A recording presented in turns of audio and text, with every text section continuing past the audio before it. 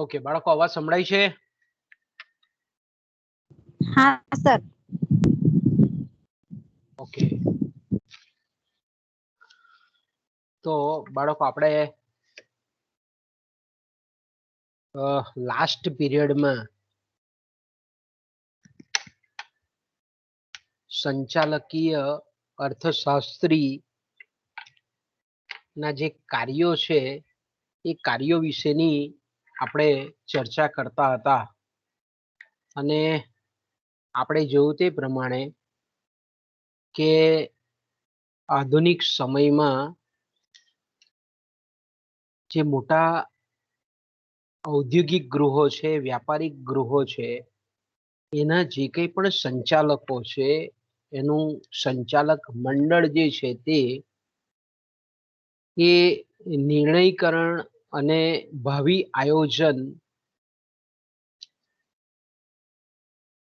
સરળતાથી લઈ શકે એ માટે સહાયભૂત થઈ શકાય એ માટે મદદરૂપ થઈ શકે એ માટે આપણે એમ કહીએ કે સંચાલકીય અર્થશાસ્ત્રીઓ આવા વ્યાપારી ગૃહોમાં ખૂબ મહત્વનું અને આગવું સ્થાન ધરાવે છે. એને પરિણામ સ્વરૂપ આપણે એમ કહીએ કે સંચાલકો જે કંઈ પણ નિર્ણયકરણની પ્રક્રિયા કરે છે એમાં એને મદદરૂપ અથવા તો સરળતાથી લઈ શકે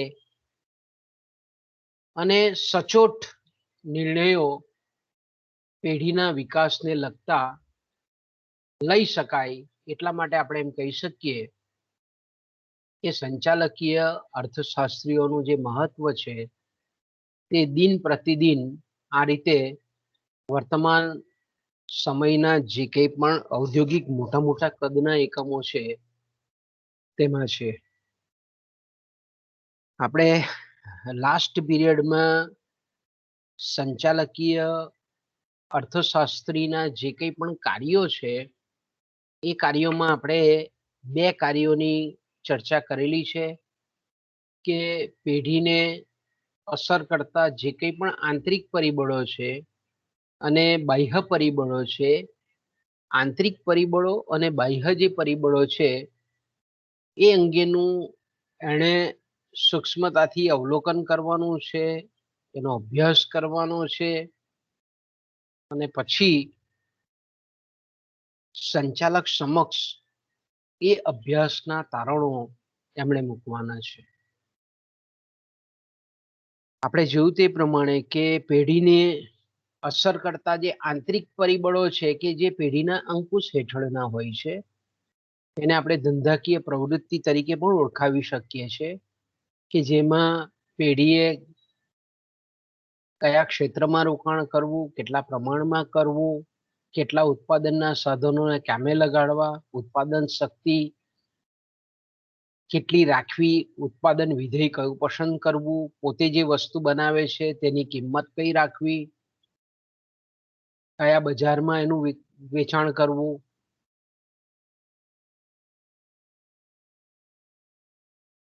કેટલો માલ સામાનનો સંગ્રહ કરવો, ઉત્પાદનના સાધનોને કયા દરે વળતર આપવું.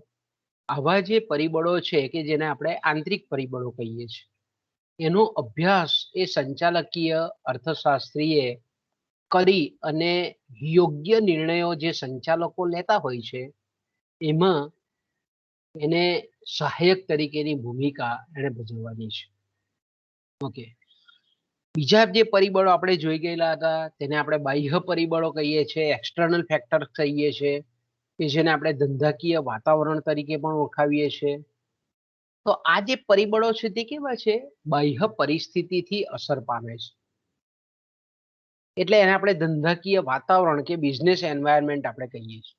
તો સંચાલક જ્યારે આંતરિક પરિબળો વિશેના કોઈ પણ નિર્ણયકરણ કરતો હોય તો આ બાહ્ય વાતાવરણના પરિપ્રેક્ષ્યમાં એણે નિર્ણયકરણની પ્રક્રિયા લેવી પડતી હોય છે, કરવા પડતા હોય છે નિર્ણયો. તો જે બાહ્ય પરિબળો છે એ એવા પરિબળો છે કે પેઢીના અંકુશ હેઠળના નથી. ઘણી વખત આપણે એમ કહીએ કે પેઢીના સંચાલકો એના વિશેનું કોઈ પૂર્વાનુમાન બાંધી પણ નથી શકતા અને પેઢીને અસર કરતા બને છે. તો એવા ઘણા બધા એવા પરિબળો છે. દાખલા તરીકે સરકારની આર્થિક નીતિ છે, સરકારના અંકુશો છે, એ જ રીતે પેઢી જે ઉદ્યોગમાં છે એ ઉદ્યોગમાં હરીફાઈની પ્રમાણ વધેલું છે, વધે છે, ઘટે છે. અર્થતંત્રના વ્યાપાર ચક્રીય પરિબળો, ચક્રીય પરિસ્થિતિ કેવી છે, અલગ અલગ બજારોમાં પેઢી જે વસ્તુ બનાવે છે એનું માંગનું સ્વરૂપ કેવું છે, ધિરાણની પ્રાપ્યતા કેટલી છે, શાખની પરિસ્થિતિ કેવી છે. આ બધા જે પરિબળો છે જેને આપણે બાહ્ય પરિબળો કહીએ છીએ. એટલે સંચાલકીય અર્થશાસ્ત્રીએ આનો પણ સૂક્ષ્મતાથી અભ્યાસ કરવાનો છે અને જે એ અંગેના યોગ્ય તારણો છે તે સંચાલક સમક્ષ મૂકવાના છે. એટલે આપણે એમ કહી શકીએ કે સંચાલકો જ્યારે પણ કોઈ બુદ્ધિગમ્ય સંચાલકીય નિર્ણયકરણની પ્રક્રિયા કરતા હોઈએ ત્યારે સચોટ નિર્ણય પેઢીને ઓછામાં ઓછો નુકસાન કરતા અને વધુમાં વધુ લાભ કરતા નિર્ણય એ લઈ શકે. કે ત્યાર પછી આપણે ઇંગ્લેન્ડના બે અર્થશાસ્ત્રી, પહેલા જે અર્થશાસ્ત્રી જે છે તે છે એલેક્ઝાન્ડર અને બીજા છે તેને આપણે એલેક્ઝાન્ડર અને કેમ્પ બેની જોડી છે. ઓકે, એલેક્ઝાન્ડર અને કેમ્પ આ બે અર્થશાસ્ત્રીઓ કે ખાસ કરીને એમણે જે અભ્યાસો ઇંગ્લેન્ડના અર્થતંત્રમાં કરેલા છે, એમણે જે કંઈ પણ સર્વે કર્યો અને સર્વે કર્યા પછી એ લોકોએ જે કેટલાક તારણો કાઢ્યા કે ભાઈ સંચાલકીય અર્થશાસ્ત્રી છે એણે કેટલાક વિશિષ્ટ કાર્યો પણ બજાવવાના હોય છે. એટલે આ સર્વે પરથી એ લોકોએ જે અભ્યાસ કર્યો એમાં ઇંગ્લેન્ડના અર્થતંત્રમાં કેટલીક પેઢીઓમાં જે સંચાલકીય અર્થશાસ્ત્રીઓની નિમણૂક થયેલી હતી એ નિમણૂકને આધારે એ લોકોની જે કામગીરી છે એને બરાબર તપાસી તો એને એવું પણ જોવા મળ્યું એલેક્ઝાન્ડર અને કેમ્પને કે ભાઈ આ જે સંચાલકીય અર્થશાસ્ત્રીઓ છે તે આ કેટલાક વિશિષ્ટ કાર્યો પણ બજાવે છે. તો વિશિષ્ટ કાર્યો કયા કયા છે? તો કે પેલું જે કાર્ય છે એલેક્ઝાન્ડર અને કેમ્પના મતે વિશિષ્ટ કાર્ય સંચાલકીય અર્થશાસ્ત્રીએ કરવાનું છે તે, કારણ કે અભ્યાસમાં કેટલાક દેશના આ રીતના સંચાલકીય અર્થશાસ્ત્રીઓ, કેટલીક પેઢીના અર્થશાસ્ત્રીઓ આ રીતનું કામ કરે છે વિશિષ્ટ કામ.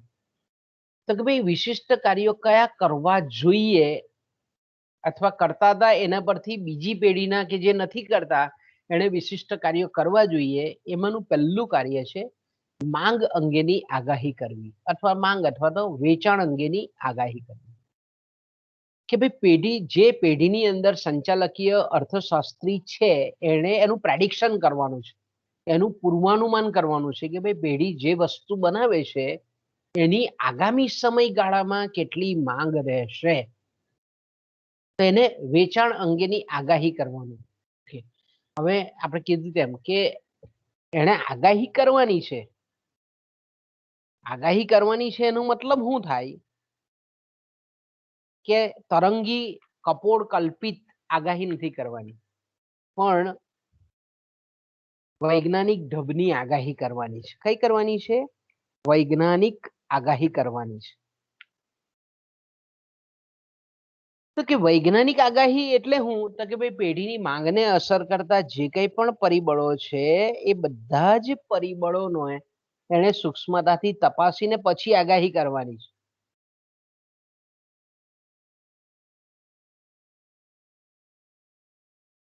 ઓકે, તો આ વિશિષ્ટ કાર્ય છે એનું પહેલું. એટલે એના પરથી પેઢીને ખબર પડે કે ભાઈ કેટલા ઉત્પાદનના સાધનો ખરીદવા, કઈ રીતે એનું સંયોજન કરવું, કેટલું ઉત્પાદન રાખવું, દૈનિક કેટલું રાખવું, અઠવાડિયાનું કેટલું રાખવું, મહિનાનું કેટલું રાખવું, કે જેથી કરીને માંગ ભવિષ્યમાં જે ઊભી થશે તેને પહોંચી વળી શકાય. એ જ રીતે આપણે એમ કહીએ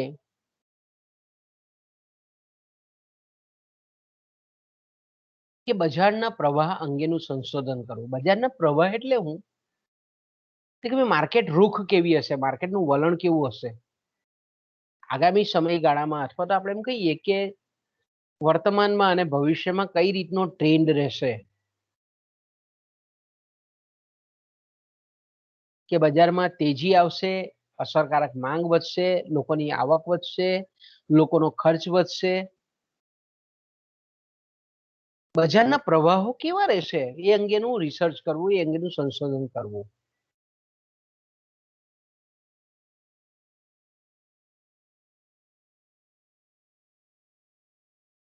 એ જ રીતે આપણે એમ કહીએ કે ઉદ્યોગની અંદર પેઢી જે ઉદ્યોગમાં છે એ ઉદ્યોગની હરીફ પેઢીઓની કેવી એક્ટિવિટી રહેશે, કેવી પ્રવૃત્તિઓ રહેશે, એનો પણ એને અભ્યાસ કરવાનો છે. અને પછી સંચાલકો સમક્ષ એ અભ્યાસના અંતે જે કંઈ પણ તારણો છે એ અભિવ્યક્ત કરવાના છે. દાખલા તરીકે આપણે એમ કહીએ કે મોટર કાર ઉદ્યોગ છે અને એમાં મારુતિ કંપની છે, તો મારુતિ કંપનીમાં કોઈ જો સંચાલકીય અર્થશાસ્ત્રીની નિમણૂક થયેલી હોય, તેણે જોવાનું છે કે ભાઈ ટાટા કંપનીની કેવી સ્ટ્રેટેજી છે, કેવું ઉત્પાદન માળખું છે, એ કઈ નવી ગાડી લોન્ચ કરે છે, એમાં કેટલી ઉત્પાદન શક્તિ છે, દર મહિને કેટલા એકમોનું ઉત્પાદન કરીને મૂકી શકે એમ છે કાર. તો કે એ એક જ હરીફ પેઢી ને, એની તો ઘણી બધી હરીફ પેઢી છે. તો આવી દરેક હરીફ પેઢીઓ જે છે પોતે જે કંપનીમાં કામ કરે છે, પોતે જે પેઢીમાં છે,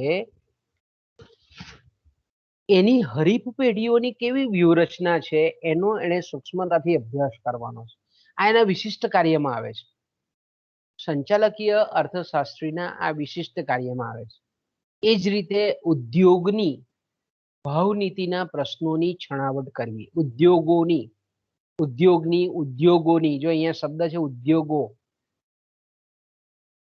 અહીંયા દાખલા કોઈ પણ તમારે પોઈન્ટ વાંચો ત્યારે તમારે એકચ્યુઅલ વ્યવહારનું ઉદાહરણ ધ્યાનમાં લેવાનું. તો મેં કીધું તેમ કે દાખલા તરીકે કાર બનાવતી કંપની હોય, તો કાર બનાવતી કંપનીએ જે કાર બનાવતી એટલે કે જેને આપણે ઓટોમોબાઈલ ઇન્ડસ્ટ્રી કહીએ છીએ, ઓટોમોબાઈલ ઉદ્યોગ કહીએ છીએ, મોટર કાર ઉદ્યોગ કહીએ છીએ, એની આગામી સમયગાળામાં એના એ જે કારો છે તેના ભાવ કેવા રહેશે, અત્યારના ભાવ છે એમાં કટોતી થશે કે એમાં વધારો કરીએ તો ગ્રાહકો સ્વીકારી શકશે.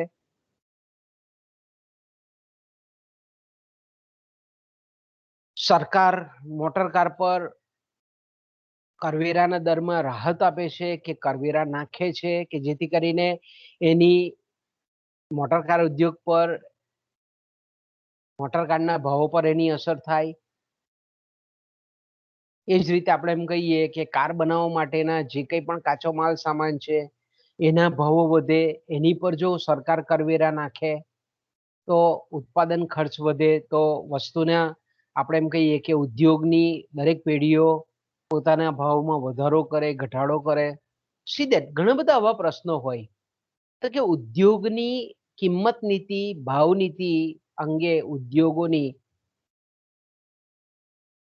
કેવી પરિસ્થિતિ રહેશે, કેવા સંજોગો રહેશે, તેનો પણ એને અભ્યાસ કરવાનો છે.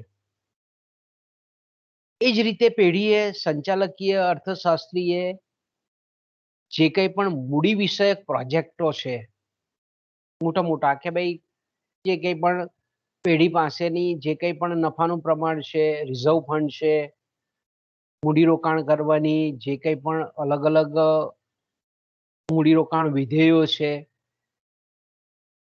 કે કોઈ ચોક્કસ પર્ટિક્યુલર વસ્તુ કે સેવાના અલગ અલગ આપણે એમ કહીએ કે પ્રોજેક્ટો છે, એને એક તો તૈયાર કરવા કે ભાઈ કેટલું મૂડી સાધનો જોઈએ, કઈ રીતે કઈ વસ્તુના ઉત્પાદન પાછળ એને ફાળવણી કરવાની છે, ક્યાંથી ઊભા કરવા, ક્યારે પૂર્ણ થાય, ક્યારે વસ્તુ બજાર સુધી મોકલી શકાય. મૂડી વિષયક પ્રોજેક્ટ એટલે વર્તમાન જે કંઈ પણ એના ઉત્પાદન પ્લાન્ટ હોય, વસ્તુનું ઉત્પાદન થતું હોય, એ સિવાયની પણ કેટલી શક્યતાઓ છે. અલગ અલગ બહુવિધ વસ્તુના ઉત્પાદનમાં ઉત્પાદિત કરી શકાય એવી એના માટેનું જે કંઈ પણ જેને આપણે મૂડી અંદાજપત્ર કહીએ છીએ, કોઈ એક ચોક્કસ પર્ટિક્યુલર વસ્તુના સંદર્ભમાં અથવા તો સમગ્ર પેઢીના જે કંઈ પણ આયોજનલક્ષી અંદાજપત્ર છે એના સંદર્ભમાં એણે આખા પ્રોજેક્ટો અથવા તો પ્રોજેક્ટ તૈયાર કરવાના હોય છે. આ પણ એનું વિશિષ્ટ કાર્ય છે. એ જ રીતે ઉત્પાદન કાર્યક્રમો કે ભાઈ મોટા મોટા કદની પેઢીઓ છે તેનો કોઈ એક જ જગ્યાએ પ્લાન્ટ નથી હોતો. એના ઘણા બધા શહેરોમાં, ઘણી વખત એક જ દેશના ઘણા બધા શહેરોમાં હોય, ઘણી વખત વિદેશોમાં પણ હોય. તો આપણે એમ કહી શકીએ કે ઉત્પાદનના જે કંઈ પણ કાર્યક્રમો છે કે ભાઈ પ્રતિદિન કેટલું ઉત્પાદન થવું જોઈએ, અમુક ચોક્કસ આગામી સમયગાળામાં 1 મહિનામાં કે 6 મહિનામાં ટોટલી કેટલું ઉત્પાદન કરવું, કેટલો કાચો માલ સામાન લાવવો, કેટલી અર્ધ તૈયાર વસ્તુઓ લાવવી, કેટલા આપણે એમ કહીએ કે ઉત્પાદન માટે જરૂરી મશીનો ખરીદવા, સમગ્ર ઉત્પાદનને લગતી તમામ બાબતો એણે સંચાલકીય અર્થશાસ્ત્રીએ અભ્યાસ કરી અને તારવવાનું છે અને સંચાલકો સમક્ષ મૂકવાનું છે. એ જ રીતે આપણે એમ કહીએ કે શેર અને ડિબેન્ચરમાં રોકાણના વલણ અંગેની આગાહી કે ભાઈ જે પેઢીમાં સંચાલકીય અર્થશાસ્ત્રી કામ કરે છે એના પોતાની કંપનીના જ જે કંઈ પણ શેરો છે, જે કંઈ પણ આપણે એમ કહીએ કે ડિબેન્ચરો છે, એમાં કેટલું મૂડીનું પ્રમાણ છે, અથવા તો આપણે એમ કહીએ કે પોતાની પાસેના જે કંઈ પણ રિઝર્વ ભંડોળ છે એને કોઈક મૂડી બજારમાં અન્ય કોઈ પેઢીના આવી અસ્કયામતોમાં એનું રોકાણ કરવું કે કેમ, અને રોકાણ કરીએ તો આગામી સમયગાળામાં એમાં કેટલી વૃદ્ધિ થાય એવી શક્યતા છે. આ બધી જ બાબતો અંગેની કે ભાઈ ભવિષ્યમાં આગામી સમયગાળામાં શેર બજારમાં કઈ ટાઈપનું વલણ, આગામી સમયમાં અસ્કયામતોમાં આ રીતે શેર કે ડિબેન્ચરોના ભાવો વધશે કે કેમ, તો વર્તમાન સમયમાં આપણે એમ કહીએ કે શેર બજારમાંથી, મૂડી બજારમાંથી એની ખરીદી કરવી એનો ખ્યાલ આપે છે.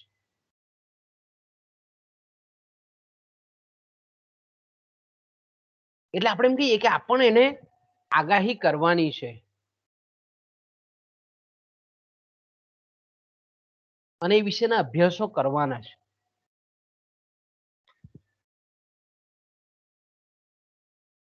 ઓકે, ત્યાર પછી છે વ્યાપાર છે, વિદેશી હુંડિયામણ છે અને જાહેર સંબંધો. એટલે આપણે એમ કહીએ કે જો પેઢી વિદેશોના બજારમાં જો આપણે એમ કહીએ કે વ્યાપારિક સંબંધો ધરાવતી હોય, ચીજ વસ્તુઓની વિદેશોમાં પણ જો નિકાસ થતી હોય તો વિદેશ નીતિ કેવી છે, વિદેશી હુંડિયામણ કે જેને આપણે વિનિમય દરો કહીએ છીએ, વિનિમય દરનું પ્રમાણ કેવું છે. જે દેશ સાથે વેપાર કરતી હોય ત્યાં એ દેશનો વિનિમય દર એ ચલણ સાથે કેવો છે. ઓલ ઓવર અલગ અલગ દેશોના જે વિનિમય દરો છે એમાં આપણે જાણીએ છીએ તે પ્રમાણે કે દરરોજ બદલાવ આવતો હોય અને એમાં પણ આપણે એમ કહીએ કે માઇનોર પૈસાનો બદલાવ પણ એ પેઢીને ઘણા બધા નાણાકીય લાભો અને નુકસાન કરાવતું હોય છે. તો વિદેશી હુંડિયામણ અંગેની પરિસ્થિતિ કેવી છે. આગામી સમયગાળામાં જો ભારતીય કંપની હોય તો રૂપિયો મજબૂત થશે કે રૂપિયાનું અવમૂલ્યન થશે, કે રૂપિયાનું ડોલરના સંદર્ભમાં કે જે તે દેશના ચલણમાં ઘટાડો થશે વિનિમય દરમાં, એનો આ બધા જ બાબતોનો વિચાર કરવાનો છે. અલગ અલગ દેશોની જે વ્યાપાર નીતિ છે, વિદેશી નીતિ છે, વિદેશી વેપાર અંગેની નીતિ છે, અલગ અલગ દેશોનો પણ એને અભ્યાસ કરવાનો છે. એવું નથી કે ભાઈ માત્ર ભારતીય, આપણે એમ કહીએ કે કંપનીમાં સંચાલકીય અર્થશાસ્ત્રી છે તો એનો જ વિચાર કરવાનો. દાખલા તરીકે ભારતનો, મેં કીધું તેમ કે ભારતીય કંપનીનો સંચાલકીય અર્થશાસ્ત્રી છે, પણ ઇંગ્લેન્ડના ઉદ્યોગો સાથે કે ઇંગ્લેન્ડની પેઢીઓ સાથેના વ્યાપારિક સંબંધો હોય તો આપણે એમ કહીએ કે ઇંગ્લેન્ડની વિદેશ નીતિ કેવી છે, વિદેશ વેપારની નીતિ, એ અંગે પણ એને જોવાનું છે. અલગ અલગ દેશોના જે જાહેર સંબંધો છે, અલગ અલગ દેશોના આપણે જાણીએ છીએ તે પ્રમાણે કે વેપારીઓ છે, સરકારી અધિકારીઓ છે, અલગ અલગ રાજદ્વારીઓ છે, તે સમયાંતરે અલગ જુદા જુદા દેશોની મુલાકાતો લેતા હોય છે. તો કયા દેશનું વેપારી મંડળ જે તે દેશમાં, એટલે કે દાખલા તરીકે ભારતીય સંચાલકીય અર્થશાસ્ત્રી હોય અહીંયાની પેઢીમાં કામ કરતો, એને જોવાનું છે કે ભાઈ ઇઝરાયલ સાથેના વ્યાપારિક સંબંધો કેવા છે ભારતના, પછી ચાઇના સાથેના કેવા છે, અમેરિકા સાથેના કેવા છે, રશિયા સાથેના કેવા છે. આ બધા જાહેર સંબંધોથી વ્યાપારિક પોતાની જે પેઢી છે એને કેટલો ફાયદો થાય એવો છે, એ સમગ્ર ચિતાર અભ્યાસના અંતે સંચાલકો સમક્ષ મૂકવાના છે. તો આનું વિશિષ્ટ કાર્ય છે. ઓકે, ત્યાર પછી આપણે એમ કહીએ કે સમગ્ર અર્થતંત્રની જે ખેતી ક્ષેત્રની જે સ્થિતિ છે, એ ખેતી ક્ષેત્રની જો સ્થિતિ છે એનું જો વિશ્લેષણ કેવું છે, એટલે કહેવાનો મતલબ એવો છે કે સંચાલકીય અર્થશાસ્ત્રીએ દેશની, જેને પ્રાથમિક ક્ષેત્ર આપણે કહીએ છીએ કૃષિ ક્ષેત્ર, એ કૃષિ ક્ષેત્રની પરિસ્થિતિ કેવી છે એનું પણ એણે વિશ્લેષણ કરવાનું છે, વર્ગીકરણ કરવાનું છે. ધારો કે ભારતની વાત કરીએ તો ભારતમાં હજુ પણ 60% લોકો એ કૃષિ ક્ષેત્રમાં પ્રત્યક્ષ અને પરોક્ષ રીતે રોકાયેલા છે. તો આપણે એમ કહીએ કે આજે ભારત આટલો વિશાળ દેશ છે, એમાં કૃષિ ક્ષેત્રનું ખૂબ મહત્વ છે. અને કૃષિ ક્ષેત્ર જો આપણે એમ કહીએ કે એની આર્થિક વ્યવસ્થા, આર્થિક પ્રગતિ હોય તો સમગ્ર અર્થતંત્રમાં તેજી આપણને જોવા મળે છે. તો અહીંયા સંચાલકીય અર્થશાસ્ત્રીએ એ જે દેશમાં કામ કરે છે, જે પેઢીમાં કામ કરે છે, એ દેશની કૃષિ વિષયક પરિસ્થિતિ કેવી છે, કે ભાઈ પાકનું વાવેતર કેટલું છે, કેટલા હેક્ટર જમીનમાં વાવેતર થયેલું છે, પછી વરસાદનું પ્રમાણ કેવું છે, અતિવૃષ્ટિ કે અનાવૃષ્ટિ છે કે નહીં, કૃષિ ક્ષેત્રનો કુલ પુરવઠો વધશે કે નહીં, અલગ અલગ વસ્તુના સંદર્ભમાં કેવો રહેશે, એની કૃષિ પેદાશોના ભાવો પર કેવી અસર થશે. જો દાખલા તરીકે પેઢી એવી હોય જંતુનાશક દવા બનાવતી હોય અને સંચાલકીય અર્થશાસ્ત્રી એ જંતુનાશક દવા બનાવતી કંપનીમાં કામ કરતો હોય તો એણે આ ખાસ બાબતોનું ધ્યાન રાખવાનું હોય કે ભાઈ કૃષિ વિષયક પરિસ્થિતિ અર્થતંત્રની કેવી છે. પોતે જંતુનાશક બનાવતો હોય તો જંતુનાશક દવાની માંગ રહેશે કે કેમ, એ આના પરથી ખબર પડે એને. તો એનું વિશિષ્ટ કાર્ય છે. ઘણું બધું આપણે વિચારી શકીએ, ઘણી બધી ચર્ચા થઈ શકે આમાં. ઓકે, ત્યાર પછી આવે છે અલ્પ વિકસિત દેશોનું આર્થિક વિશ્લેષણ કરવું. તો કે સંચાલકીય અર્થશાસ્ત્રીનું આ વિશિષ્ટ કાર્ય છે કે અલ્પ વિકસિત દેશો કે જ્યાં કુદરતી સાધન સંપત્તિ વિપુલ પ્રમાણમાં છે, પણ એક આપણે એમ કહીએ ને કે કાર્યક્ષમ આર્થિક નીતિના અભાવને લીધે એ અલ્પ વિકસિત અથવા તો પછાત પરિસ્થિતિમાં હોય છે, કે જ્યાં આપણે એમ કહીએ કે ઔદ્યોગિક પ્રવૃત્તિ કરવાનો પૂરેપૂરો અવકાશ હોય છે.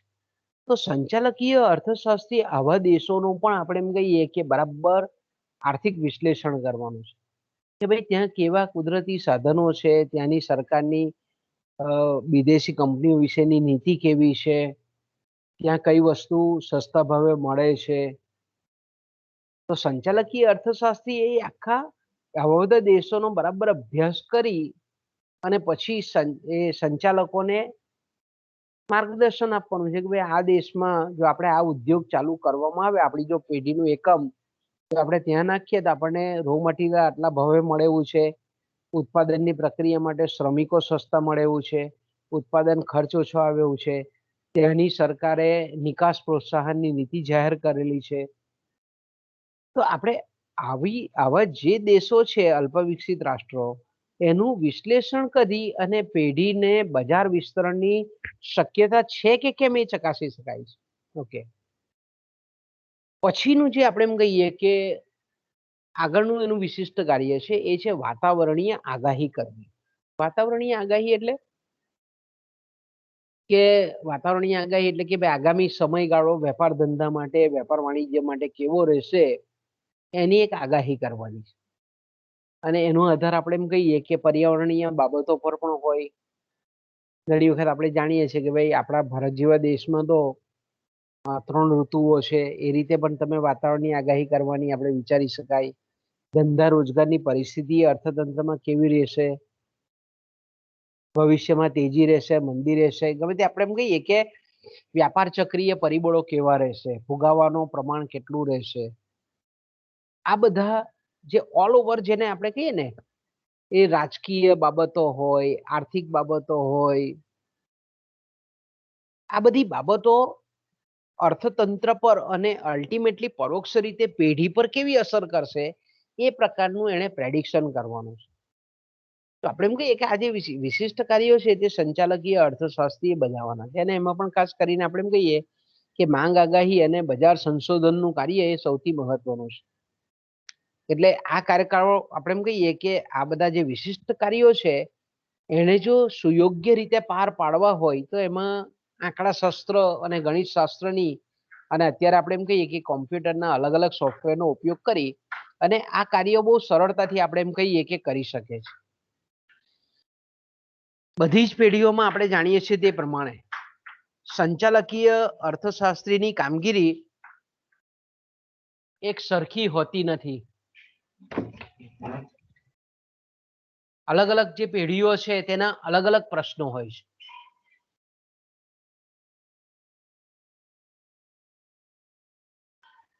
પણ સંચાલકીય અર્થશાસ્ત્રી આપણે જાણીએ છીએ તે પ્રમાણે કે અલગ અલગ ક્ષેત્રની આંકડાકીય માહિતી અને સમગ્ર તલસ્પર્શી વિગતો એકત્ર કરી એનું વિશ્લેષણ કરી માંગના વલણો કેવા રહેશે, ઉત્પાદન ખર્ચના વલણો કેવા રહેશે, નફાનું પ્રમાણ કેટલું રહેશે, કુલ બજાર માંગમાં પેઢીનો કેટલો હિસ્સો રહેશે, ઉદ્યોગોના ભાવ નીતિના પ્રશ્નો કેવા હશે, આ બધી જ બાબતોનો સૂક્ષ્મતાથી અભ્યાસ કરી પેઢીના સંચાલકને નિર્ણયકરણ અને ભાવિ આયોજન માટે ખૂબ ઉપયોગી પુરવાર થવાનું છે.